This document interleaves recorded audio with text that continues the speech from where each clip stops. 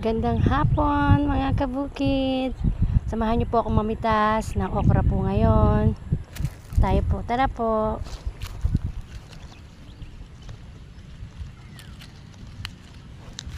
Yan na po ang napipitas natin.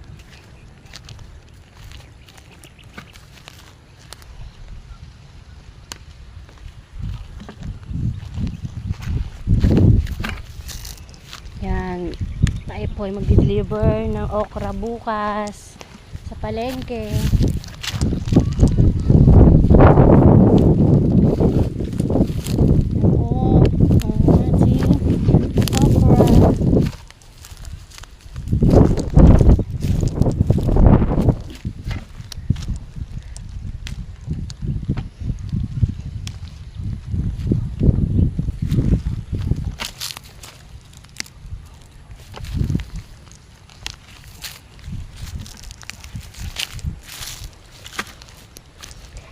Sabi po nila, kapag may tiyaga, may nilaga.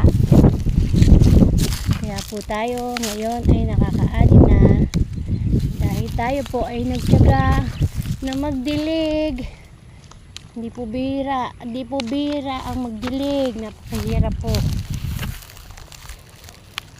Napakahirap pong magdilig. Dahil nga po hindi nag-uulan. Kaya po ganyan ang ating okra. Hindi po ito tulad ng mga nag-uulan na napakalalaki po at napakatataas ng ating okra. Yan.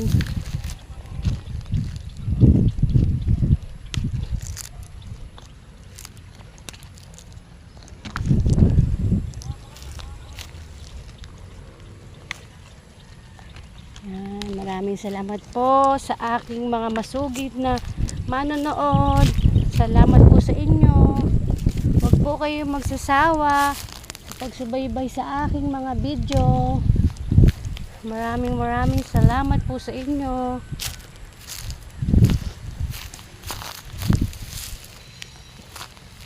Salamat po sa panonood.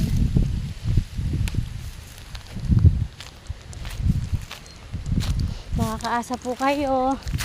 Nasisipagan pa po natin ating pag-reels. Ayan po ang ating mga pananim. Ang mais po natin malapit na po siyang anihin mga kabukid. Siguro mga 1 week na lang po siya. Pwede na natin siyang harvestin.